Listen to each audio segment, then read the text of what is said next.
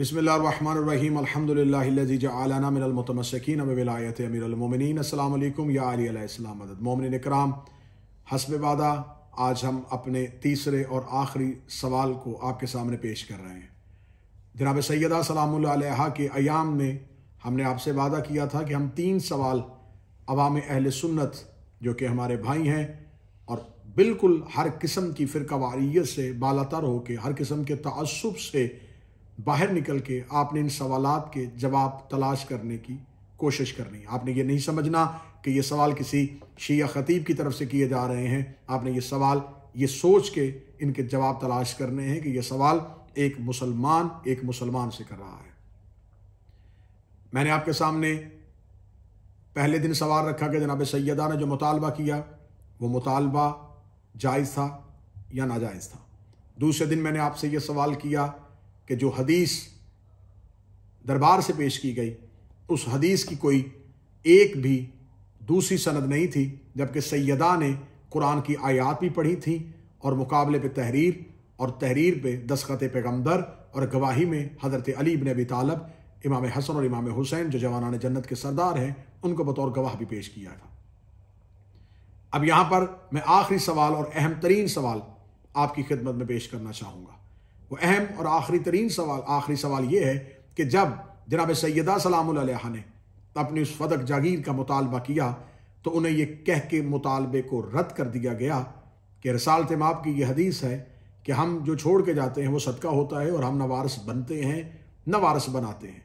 तो जब ये हुक्म पैगम्बर सुना दिया गया तो पहले खलीफा हज़रत अबू बकर ने इस हुक्म को सुनाया, इस हदीस को सुनाया, और दूसरे खलीफा ने इस हुक्म की तायीद की और वो ज़िंदा मौजूद थे और उन्होंने कहा कि ये हुक्म और ये हदीस जो है ये बरहक है। फिर तीसरे खलीफा के दौर में इसी फदक जागीर को दोबारा बैतुल माल से निकाल के उन्होंने अपने दामाद मरवान बिन हकम बिन आस, ये मरवान कौन था, ये हकम का बेटा, और हकम बिन आस, ये दोनों बाप और बेटा कौन थे जिनको अल्लाह ने कुरान में जिन पे लानत की थी और रिसालत माब सल्लल्लाहु अलैहि वसल्लम ने इनको रसूल का मजाक उड़ाने की वजह से मदीना से निकाल दिया था। रिसालत माब ने जिनको मदीना से निकाला हुआ था उन्हीं के बेटे मरवान को वापस बुलाया गया और तीसरे खलीफा हज़रत उस्मान बिन अफ़्फ़ान ने यही फदक जागीर उठा के अपने उसी दामाद और अपने भांजे मरवान के हवाले कर दी। फिर उसके बाद चौथे खलीफा राशिद अहले सुन्नत के नज़दीक अमीर अल मोमिनीन हज़रत अली इब्न अबी तालिब हैं। हमारे नज़दीक वो पहले इमाम हैं, अहले सुन्नत भाइयों के नज़दीक वो चौथे खलीफा हैं। अब यहाँ पर 4 खिलाफतों पे आके अहले सुन्नत नज़रिया ये है कि खिलाफत राशिदा का इख्तिताम हो गया, उसके बाद इस्लाम में मलूकियत आ गई थी, लेकिन खिलाफत राशिदा का इख्तिताम जो है वो अमीर अल मोमिनीन में है। कुछ लोगों ने इमाम हसन को भी खिलाफत राशिदा में उनके थोड़े से दौर को शामिल किया है, लेकिन अक्सरियत की ये राय है कि खिलाफत राशिदा जो है वो अमीर अल मोमिनीन अली इब्न अबी तालिब पे आके ख़त्म हो गई थी। अब मेरा सवाल ये है कि पहली इस जागीर के मुतालिक पहला फैसला पहले खलीफा ने किया, उन्होंने हदीस पेश की, दूसरे खलीफा ने उसकी तायीद की,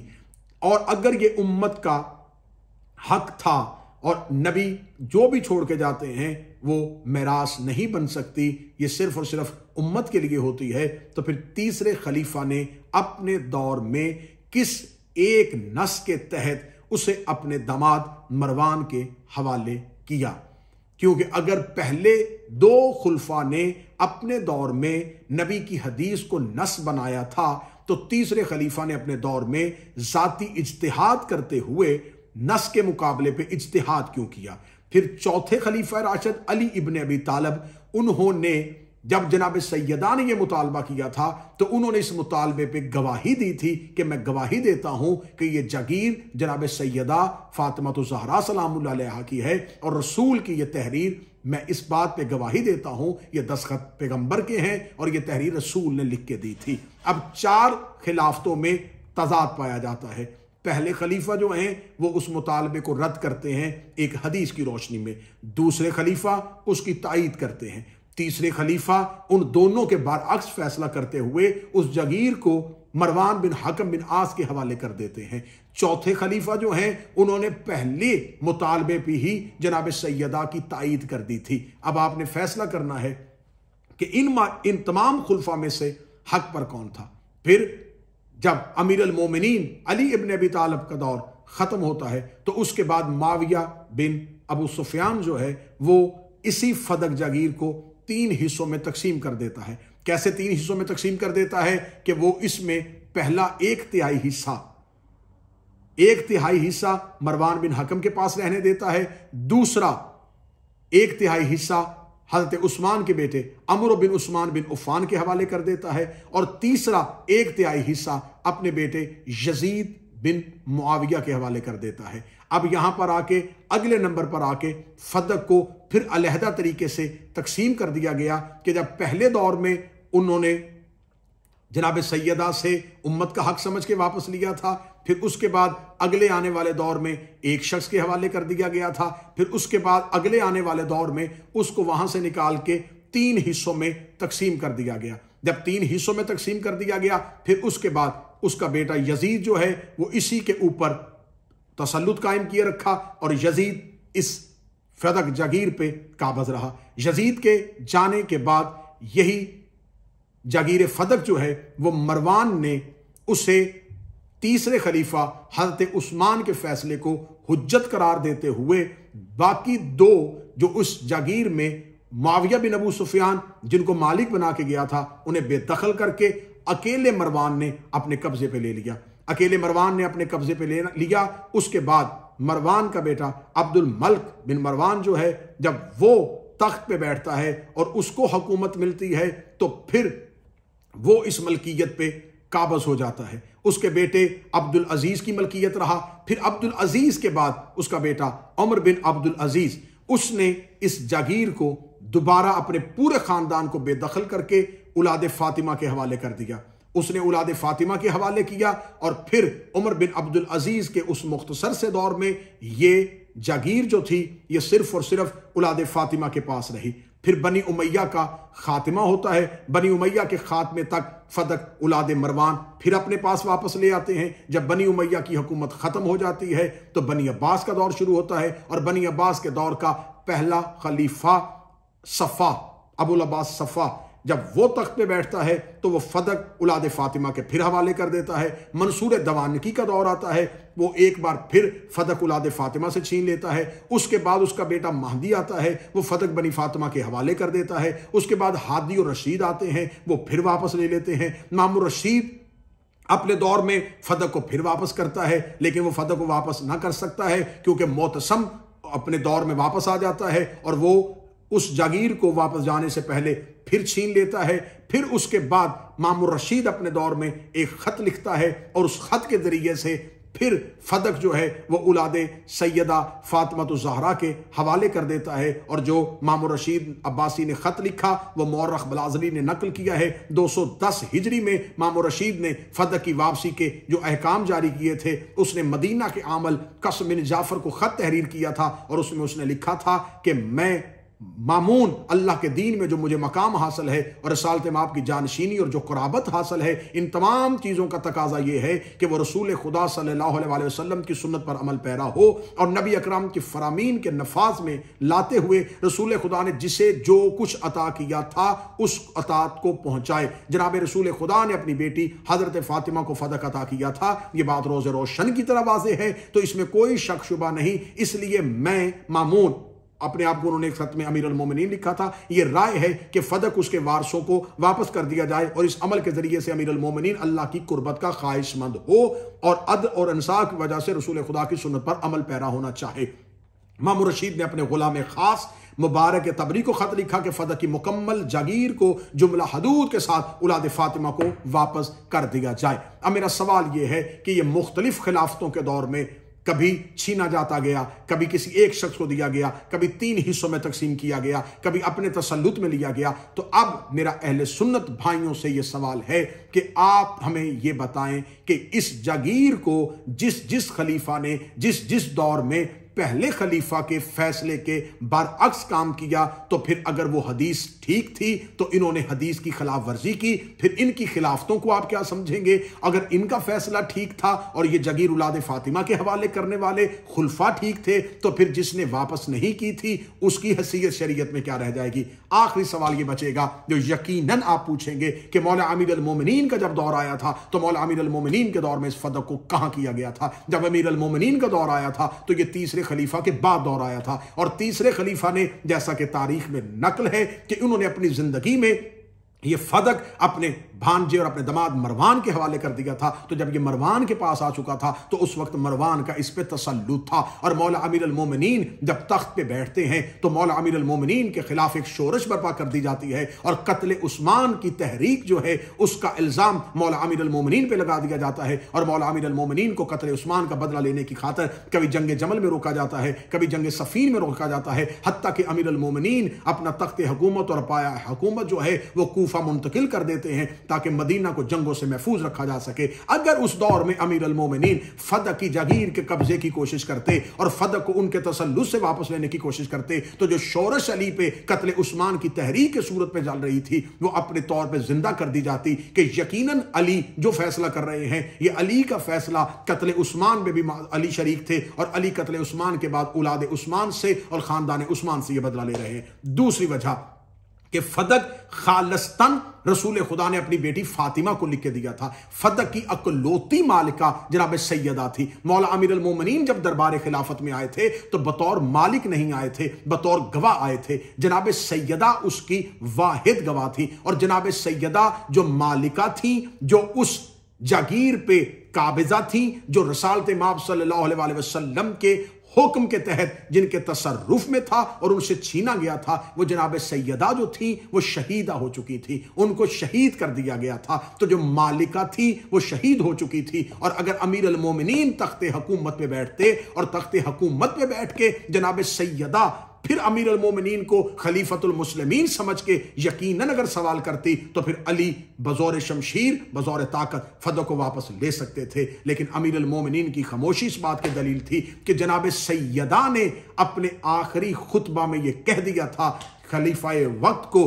کہ اب اس بات کا فیصلہ اللہ کی عدالت میں ہوگا۔ تو جب مالکہ فیصلہ اللہ کی عدالت میں چھوڑ کے چلی گئی تھی تو پھر امیر المومنین اس پہ دوبارہ بزور شمشیر بزور طاقت اور اس فتنہ کے دور میں، اس شورش کے دور میں مختلف قسم کی تحریکوں کو اپنے خلاف سرگرم نہیں کر سکتے تھے۔ امیر المومنین نے پہلے خلیفہ کے دور میں جو قرآن بمطابق تنزیل تھا، یہ بات سننے والے اہل سنت یاد رکھیے گا، ہم شیعت تحریف قرآن کے قائل نہیں ہیں، لیکن ہم یہ بات مانتے ہیں اور آپ بھی مانتے ہیں کہ آج کا قرآن بمطابق تنزیل نہیں ہے۔ آج کے قرآن میں مکی صورتیں اختتام میں ہیں، مدنی آیات ابتدا میں ہیں، پہلی آیت درمیان میں پڑی ہوئی ہے، آخری آیت جو ہے ابتدائیہ میں جا چکی ہے۔ تو قرآن بمطابق تنزیل نہیں ہے۔ مولا امیر المومنین وہی قرآن جو تنزیل کے مطابق تھا وہ قرآن لے کے دربار خلافت میں آئے تھے، اور امیر المومنین نے کہا تھا کہ میں نے اس قرآن کو بمطابق نزول جمع کیا ہوا ہے، لیکن اس دور کے خلفاء نے امیر المومنین سے وہ قرآن لینے سے انکار کر دیا تھا، اور وہ قرآن امیر المومنین واپس لے کے چلے گئے تھے۔ اب یہاں پر یہ بھی سوال پیدا ہوتا ہے کہ اگر قرآن علی کے پاس بمطابق تنزیل جمع تھا تو امیر المومنین اپنے دور میں اس قرآن کو نافذ کیوں نہیں کیا؟ آپ سمجھیے گا وہ دور کتنا حساس تھا۔ اگر امیر المومنین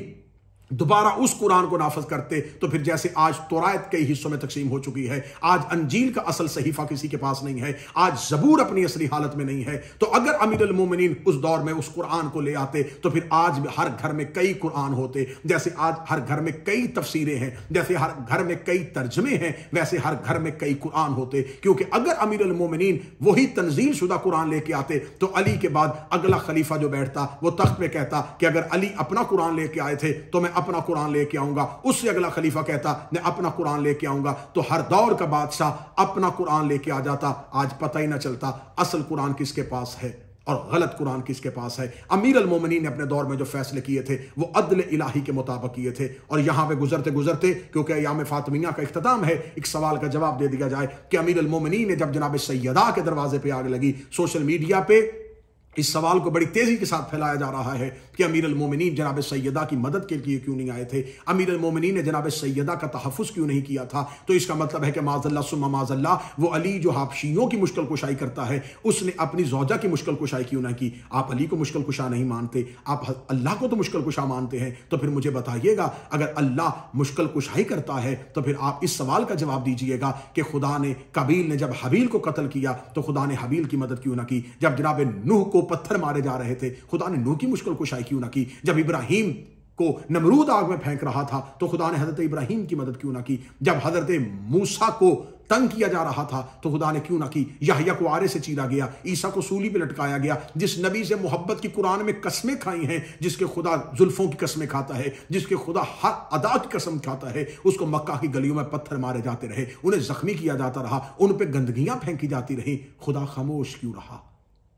امیر المومنین زمین پہ حجت خدا ہے۔ اگر آپ کو ان تمام سوالوں کا جواب مل جائے کہ خدا کی خاموشی کی وجہ کیا تھی، دوسری اس کی جواب کہ امیر المومنین کو رسالت مآب کا حکم، کیونکہ علی زندگی میں اپنی ذات کی خاطر کبھی نہیں لڑے، علی بدر میں لڑے تو اسلام کی خاطر، علی احد میں گئے تو اسلام کی خاطر، علی خیبر میں گئے تو اسلام کی خاطر، وہ تلوار جو جمل اور صفین میں چل سکتی تھی وہ یقیناً مدینہ میں بھی چل سکتی تھی، لیکن علی کو مدینے کا تحفظ بڑا پیارا تھا، کیونکہ رسالت مآب نے مدینہ کے تحفظ کے لیے بڑی قربانیاں دی تھی۔ رسالت مآب نے مشرکین مکہ سے بدر کے کنویں پہ جا کے لڑائی لڑی تھی تاکہ مدینہ محفوظ رہے، احد کی پہاڑی پہ جا کے لڑائی لڑی تاکہ مدینہ محفوظ رہے، امام حسن نے مدائن کی طرف ہجرت کی تاکہ مدینہ محفوظ رہے، امام حسین نے مدینہ چھوڑ کے عراق کربلا ریگستان کا انتخاب کیا تاکہ مدینہ محفوظ رہے۔ ہر دور کے امام نے مدینے کو محفوظ رکھنا چاہا، اور اگر امیر المومنین اس دور میں تلوار نکال لیتے تو مدینہ میں وہ جنگ چھڑ جاتی کہ جیسے قتل عثمان کے بعد آج تک پتہ نہیں چل سکا کہ قاتلان عثمان کون تھے، پھر آج یہی شور برپا کر دیا جاتا کہ جیسے تیسرا خلیفہ قتل ہو گیا تھا، ویسے ہی ایک شور آیا تھا دروازے پہ اور ان میں سے کسی کی تلوار علی کی گردن پہ چل گئی اور علی کو قتل کر دیا گیا۔ بہت سے حقائق ہیں جن پہ ابھی پردہ اٹھنا باقی ہے، لہٰذا میری آپ سے گزارش ہے، ایام فاطمیہ ختم ہو گئے، اگلے سال پھر ایام فاطمیہ تک ان سوالات کے جواب ضرور تلاش کیجئے گا اور کوشش کیجئے گا کسی ایک ذات، کسی ایک شخصیت، کسی ایک سوچ، کسی ایک نظریے کو بچانے کی خاطر اہل بیت کو ناراض نہ کیجئے گا، زہرا کو ناراض نہ کیجئے گا، رسول کو ناراض نہ کیجئے گا، کیونکہ یہ حدیث آپ کی کتابوں میں المستدرک حاکم میں موجود ہے کہ نبی نے فرمایا تھا جس نے میری زہرا کو ناراض کیا اس نے مجھے ناراض کیا، جس نے مجھے ناراض کیا اس نے اللہ کو ناراض کیا، اور جو اللہ کو ناراض کر کے نماز پڑھے وہ نماز نہیں ہوتی، جو اللہ کو ناراض کر کے حج کرے وہ حج نہیں ہوتا۔ کوشش کیجئے گا عبادت کو بچانے کی خاطر ہی جناب سیدہ کو راضی کیجئے گا، دین بچانے کی خاطر جناب سیدہ کو راضی کیجئے گا۔ خداوند متعال ہمیں حق کہنے، حق بولنے، حق سننے، حق سوچنے، حق سمجھنے کی صلاحیت عطا فرمائے۔ دعا میں یاد رکھیے گا، انشاءاللہ وقتاً فوقتاً نئے موضوعات لے کے آپ کی خدمت میں حاضر ہوتے رہیں گے۔ السلام علیکم یا علی مدد۔